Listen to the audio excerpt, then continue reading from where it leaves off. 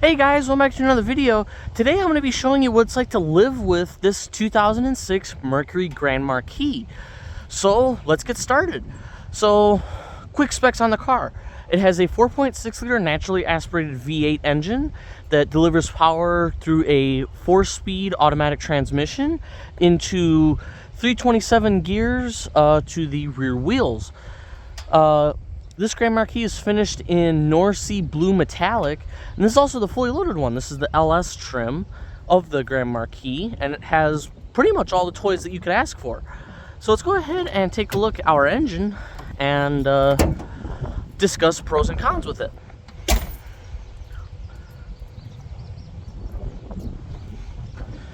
So starting off, little con is this hood is a little bit heavy, but you get used to it. So here's our 4.6 liter V8, which delivers about 275 horsepower and about 275 pound-feet of torque, and it does very well.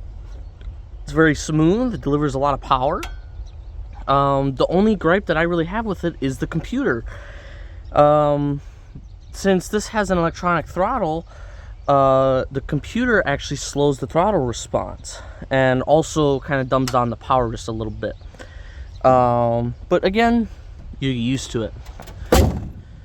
So let's move on to one thing that these cars are known for. This is a Panther platform car, and one thing that these Panther platforms came with was a ginormous trunk. There's oodles of, stuff in here, and you could fit a small family if you wanted to.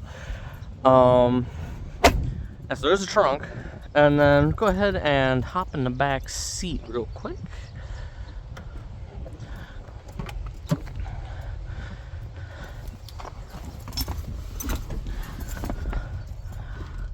So I'm currently sat behind myself at 5'11", and I drive this vehicle in a very laid-back position, and I still have a little bit of room here, and I have plenty of headroom, and side-to-side room is great. Have an armrest. This vehicle is actually pretty nice for taking passengers with you, whether it's 1 or 4. Whatever you like. So now let's go ahead and start the vehicle.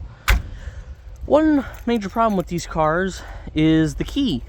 The keys are known to break, but once you replace them, then you're good to go. But this one recently broke, and I got my little fix for it. So let's go ahead and start up the vehicle.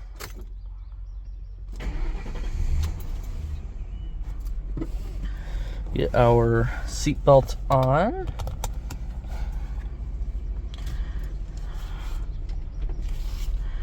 Alrighty, so very simple gauge cluster, tells you exactly what you need.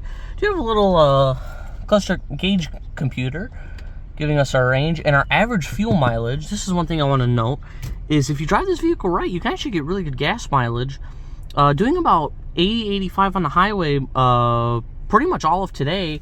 I've averaged 21.8, and just cruising on the highway doing about 65-70, I've managed to average 25.2. So let's go ahead and get moving. We're actually going to jump on the interstate, which is really not far from here.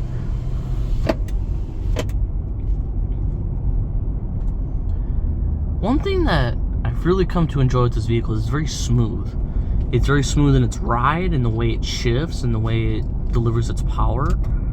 All your inputs are very nice. Everything clicks into gear.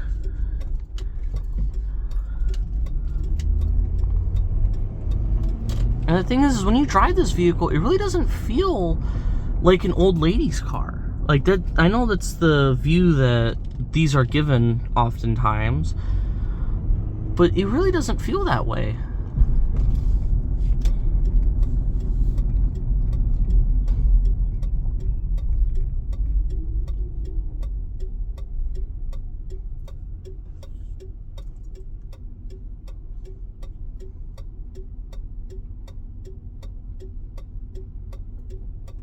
Gotta wait for this red light to turn green. Hopefully it'll do it for us soon.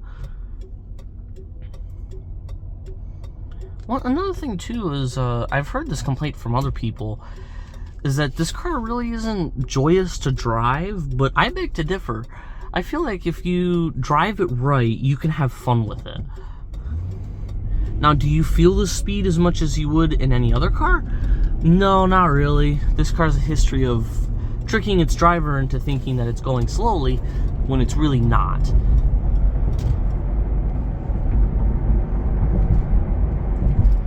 Let's see, you're gonna go ahead and jump on I-65. We're here in Lowell, Indiana.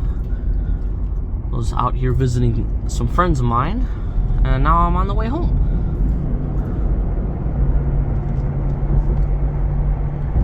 I'm gonna floor it, see what power she'll give us. Now, the transmission can be kind of slow to react.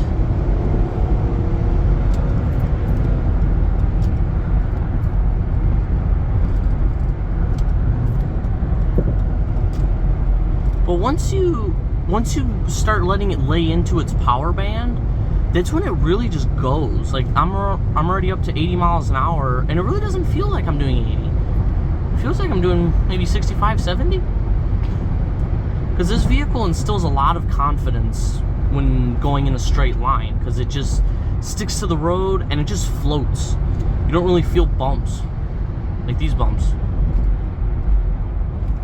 I barely felt them. I heard them, and I know that they're there because I've been through here with other cars, but you don't feel them. And it just, to me, it makes this car joyous to drive. To just be able to know that you can get in, turn the key, and it'll be very comfortable.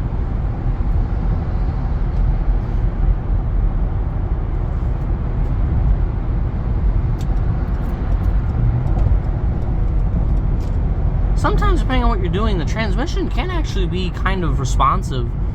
Like, for the most part, it's really not too bad. But there are instances with this car where, especially in the city, where you got to be switching inputs a lot. You know, the transmission can be kind of slow. And you'll push the pedal down, hoping that it'll go and get you out of the way of somebody coming up behind you. But it just doesn't. And then other times, you know, you'll be in a spot where maybe it's wet and you go to hit it and it just spins the tires. So it just really depends on what you're doing. This car really is not meant for, you know, going fast, beating track times. It's not really meant to be responsive. It's even a little bit wallowy in its steering. But that's what makes this car good. This car was never built to really go fast. It was built to cruise. It was built to go from A to B, and you'll be comfortable. And this car does that very well. Like, I've probably done close to, let's see, I can actually check. Let's see. So I filled up yesterday evening, and I've done mostly normal driving, and I've already put on 200 miles in the last 24 hours, and I still have about another 30 or 40 to go today, and it really doesn't feel like I've done that much.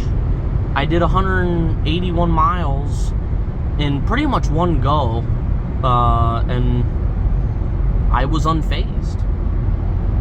I just put my foot on the pedal, and it goes.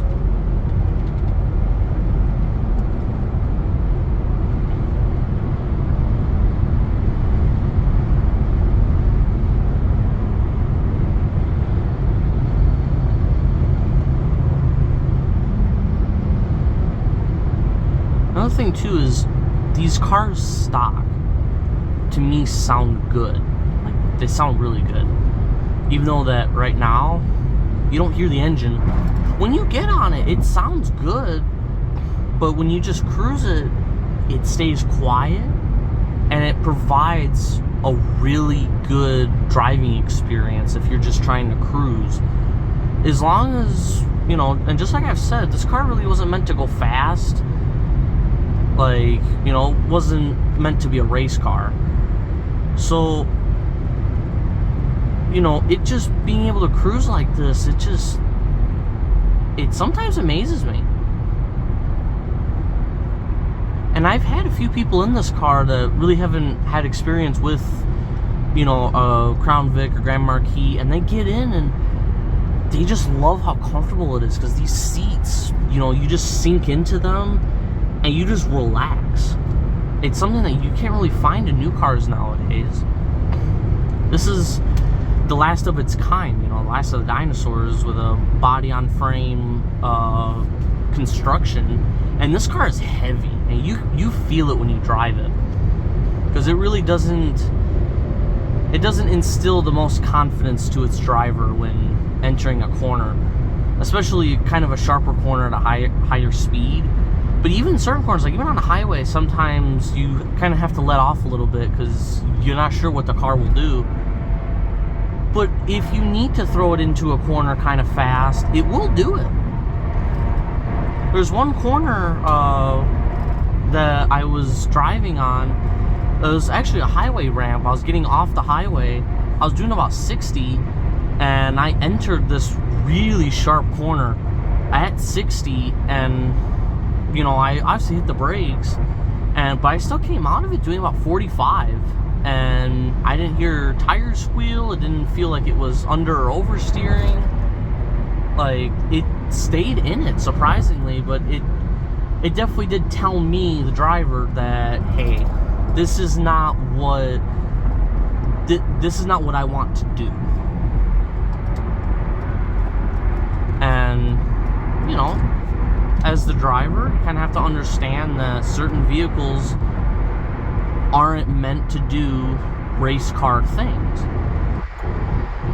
And it's something I've seen a few people complain about with these cars, is that, you know, they try and do race car things with these, even stock or even a little bit modded, and they just don't get what they're looking for.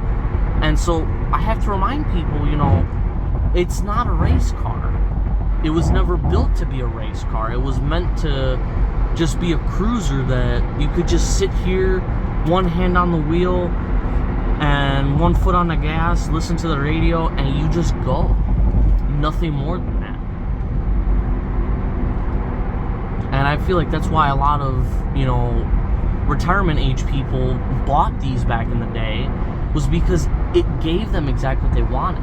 It was comfortable. It had a good amount of power for, you know, maybe an aggressive maneuver. You know, to me, it's a manageable size. It has good visibility all the way around. It's quiet, and even to the radio. Like, some people, they really want a nice radio. These cars came with really good sound systems. This still has the original sound system in it, and it has Alpines all the way around. It has one in each door, and then two on the rear deck, right by the rear window. And let me tell you, this car will bump. It'll bump very well. Like, I stopped at a family member's house earlier today, and, you know, I was only in there for about a minute or two. And when I got there, I had the music cranked a little bit, and, you know, I just left it going. And I even turned it down when I went in. And I get in there, my family member asks, you know, is that your bass? And I say, yeah, that's my bass. And he asks, what car do you have? I said, I have the Grand Marquis. And he was surprised. He didn't know that this car had such a good sound system. Even with the radio turned down, it was still bumping away. I was in the house, like right by the front door, and I was still hearing my music. I was still hearing my bass. The only thing was I just had all the windows down. But still, there's not many cars that will do that. That will literally just bump music to your heart's content. Now, I don't know what it is with the sound system, but it sounds good. Like, and I really think it has a lot to do with the rear deck speakers, because they're bigger and they can put out a lot of sound. And it's amazed me what I can play in this car, and it sounds amazing.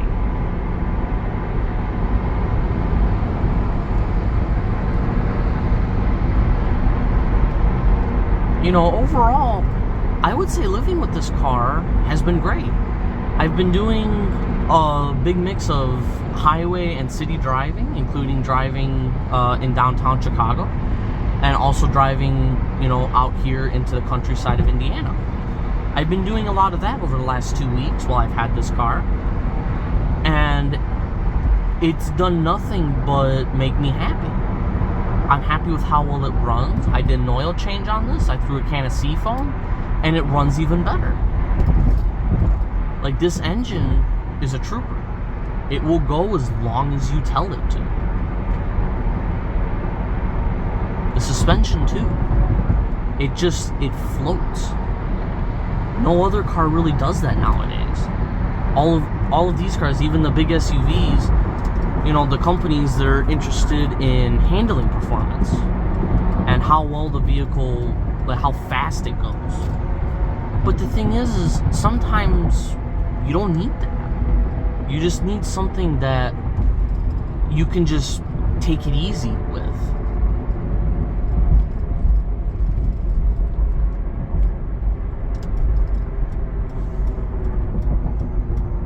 Just like even doing all this highway driving has been great. You know, I don't know if I could have done all this driving in a different car.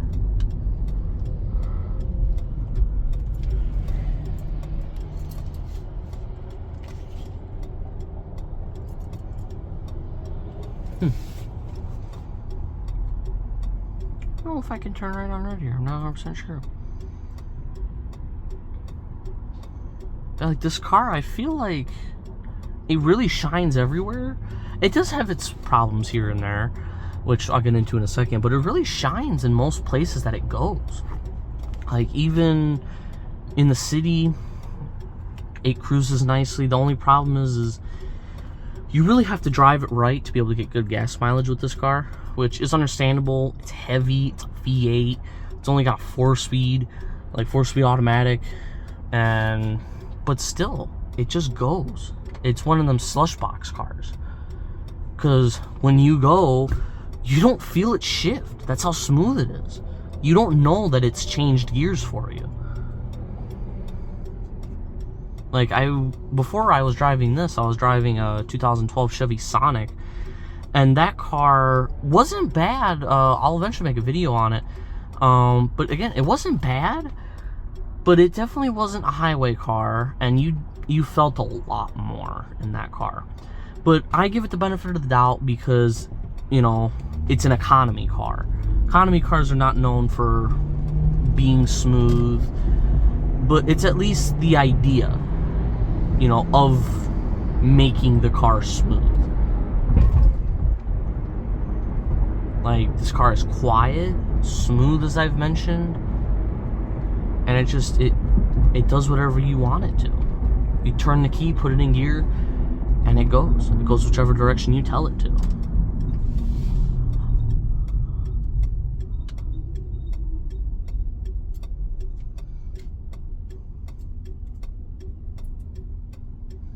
The one problem that I have noticed is with this vehicle's current looks is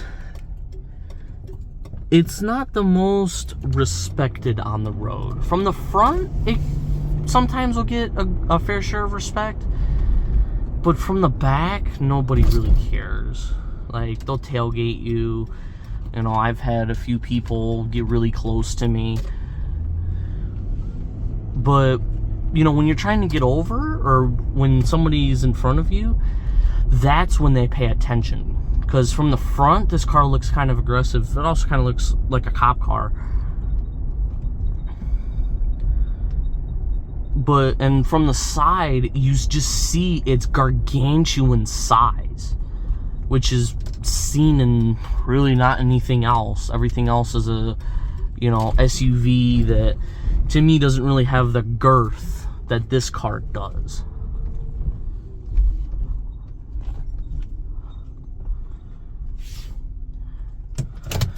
Let's see, roll this window down, get a little bit warmer here.